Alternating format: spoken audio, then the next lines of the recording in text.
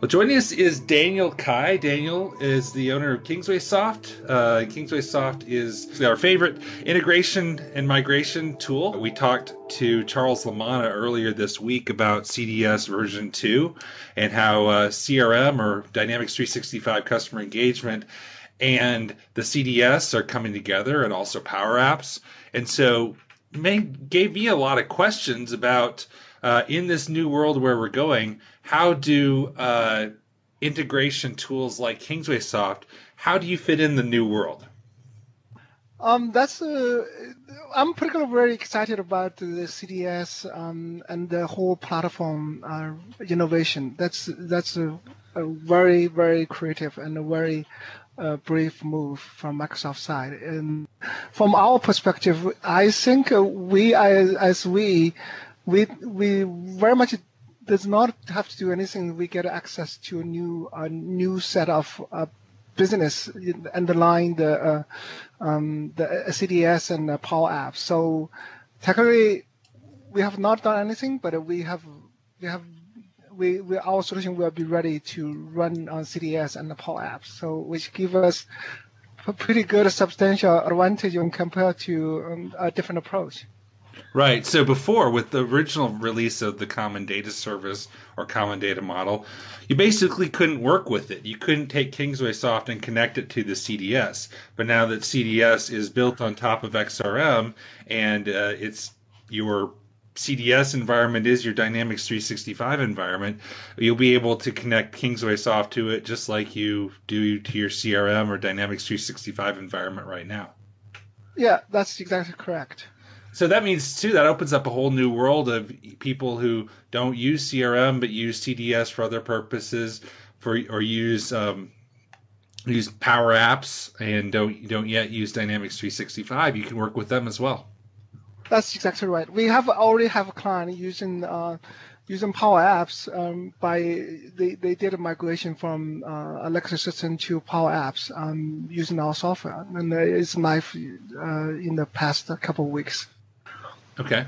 So what about the integration templates? Since CDS has the integration templates for common AX and CRM integration scenarios like product catalog, etc., what is your recommendation for your customers that have that? Should they use those that are applicable and use KingswaySoft then as an extension on top of that to plug the holes that doesn't do?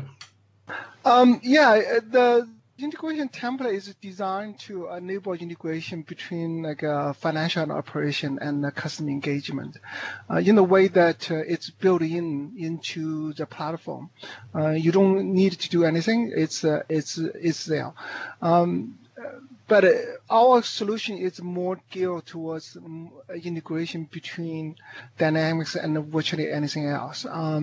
So even with the integration template, you have it's pre-defined or pre-built solution. You don't really have too much of control. It is what it is. So you have like a built-in synchronizing between account, maybe sales order, and the invoicing. But not necessarily you have full control. If in the case that you want to have full control, then you could consider our solution. And also the integration template it's mostly designed. It's the most substantial use is between the financial operations and the customer engagement. And we target a much broader integration space, which can be virtually anything else to Dynamics. Right. I think things like the customer master for contacts or account information makes a lot of sense to do with the templates. Things like sales orders, on the other hand, I haven't seen a lot of customers that want to bring every single order line and line item into CRM. Number one, that blows your data up. And the second thing is, usually it doesn't do you that much good to bring in complete sales history into CRM. Usually people want to summarize it so that they can save space, especially if you get in scenarios that have millions of orders and order lines. Mm-hmm. Yeah, that's one of the big. Yeah, that's a very nice point.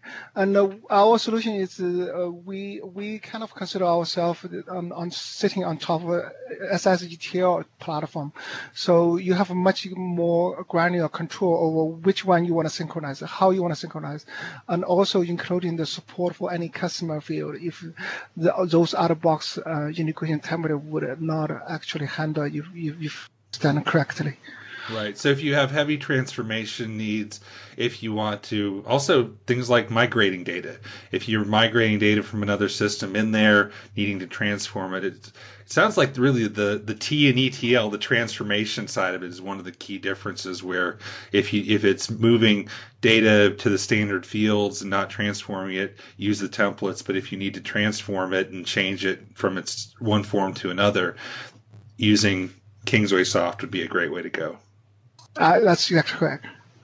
Right. So great. I'm glad to hear that it works. It'll work day one with that, and should be great for existing customers that maybe already have your solution, or new customers moving to the platform that see some of the limitations that are built in there, knowing there's a good tool to be able to transform it.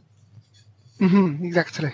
Okay, and then also, the at least initially, the templates apply mainly to the Microsoft Dynamics stack. So, operations and finance and CRM or customer engagement. But most customers have other platforms as well, or they may use Dynamics and then use Oracle or use some other system. And so that's where having you really need a good ETL tool like KingswaySoft, as well as the standard capabilities of the CDS. Mm-hmm. Absolutely. So you've had several new releases in the last 6-8 months. What are some of the new things that have been introduced into the KingswaySoft toolkit? We, in the recent release, we primarily focused on the support for the latest, like 9.0. And also previously we had the support for multi-threaded writing. Multi-threaded writing is just the easy way to get you to a better performance without having to do too much of configuration. We also supported the whole line of Dynamics financial and operations. And also the Levision, in a sense, Levision 2018. And we do have something exciting coming up pipeline. Oh, what? Tell me exciting stuff. Okay. So we are in OAuth support in the coming release. We're also looking to be supporting Azure SS integration runtime. So basically you can run SS on the cloud without having to use a full-blown virtual machine. Oh, okay. So is it still a VM that you can install your solution on? How does that work? It's a kind of a subscription service, just like a typical Azure service that you can subscribe to any. So you don't have a virtual machine to manage. So you just need to say, I want to provision SS runtime for this much scale, and we'll provision for you. You don't need to worry about license. You don't worry about the infrastructure. You just get a runtime instance, and then when you finish your SS package development, you just deploy to the cloud, and it's same process that you deploy to on-premise SQL Server installation, and then your job will be run on the cloud. The benefit is it has a substantial benefit when you talk to different cloud-based applications such as Dynamics, so which gives you substantially better performance if your integration runs on the cloud. Yeah, I can imagine. So when you install KingswaySoft to Azure SSIS runtime, what does that look like? Where are you actually installing it? So you don't need to install anything, technically speaking. It's mostly the runtime take care of everything. You just need to deploy a package. Okay. You just push the button and say, I want to push this package to the cloud instead of on-premise SS runtime. Okay, so you're still developing it on premises, but when you deploy the package, you're deploying it to SSIS runtime. Exactly. And you still use the same with the Studio. And when you just deploy, you just point to your SS runtime on the cloud. Nice. So that would be very helpful for people that don't want to maintain a local integration server, which is always kind of weird for some people to accept that I'm deploying online applications, but I've got to still stand up servers locally to support the integration. That's exactly correct. The beauty with the SS runtime is you can scale up, scale out, scale down anytime you need to, and it gives you tremendous flexibility in terms of how you want to budget your cost and how much you want to spend on your integration software. So what does that look like if you're already on premises based installation of SSIS with it connecting to some local, let's say local SQL databases? What does that look like to move that to Azure SSIS runtime? You could still talk to on-premise SQL instance. You wouldn't need to use VNet. It's called VNet. Okay. It's kind of virtual network to Okay. your, yeah. Okay. Mm-hmm. So But that's interesting. I'm just curious, what are your thoughts and what you're hearing from customers? I mean, do you think that that's going to become the predominant way that people do SSIS, or do you think that most people will initially be still on premises?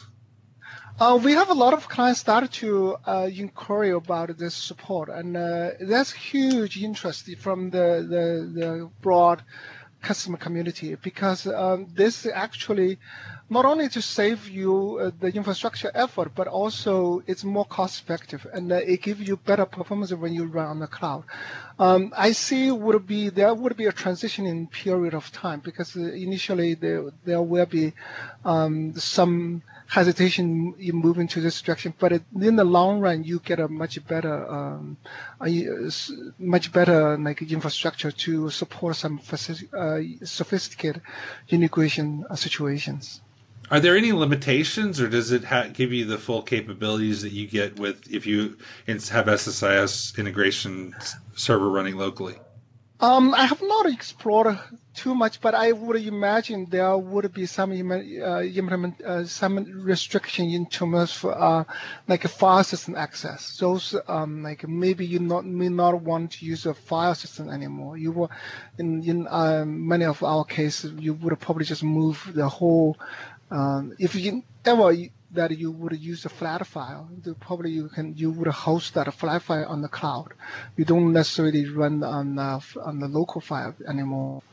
And also you could use SFTP, FTPS, that type of cloud storage, and to facilitate that. But it's just and there might be some other restriction, but I have not explored too much. But I imagine local file access would not be option typically. Right. And the licensing for that, is it just the same normal SSIS license that you can choose to deploy it either on premises or on the cloud and just deploy your packages to the cloud?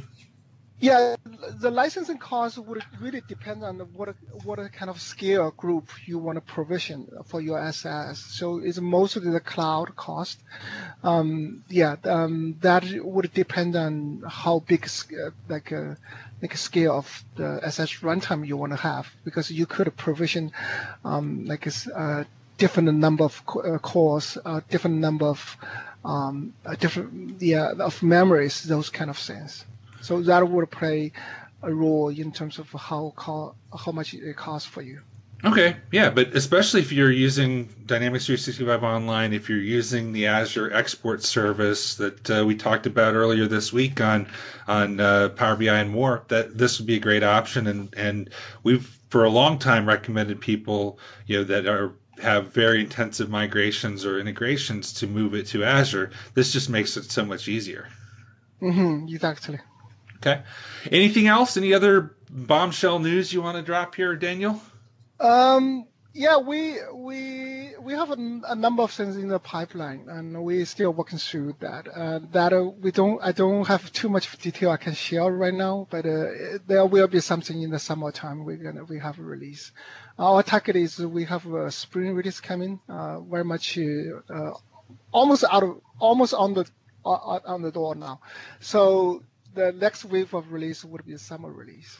Are you doing any kind of work or templates or anything around GDPR, anonymization and deletion of data? Oh, that's a good point.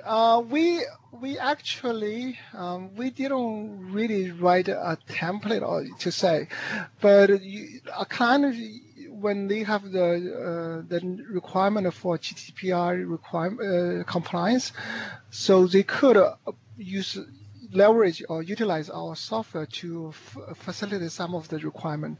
Like I say, if you want to delete data, we have the support for deleting the data, and also we have a anonymization component that you can anonymize data, so that it could be another way to make you more compliant with GDPR. Yes. What about the new capability to delete audit records? Is that something that can be done with KingswaySoft? Yeah, I have not received the SDK message yet, but that is something we plan to add. Okay, great. Mm-hmm, mm-hmm. Great. Well, Daniel, appreciate you coming on and giving us the good news. It's great to hear that this is going to work well in the new CDS 2.0 world, and much better than where we were. And again, thank you for sponsoring the podcast. We really appreciate you helping us put out CRM Audio. You're welcome. This has been CRM Audio, the Dynamics 365 podcast. Send us your feedback at voice@crm.audio. Check out our other shows at crm.audio or subscribe on iTunes, Google Play, Spotify, Stitcher, TuneIn, and any place else podcasts are offered. This podcast is a production of Dynamics Podcast LLC.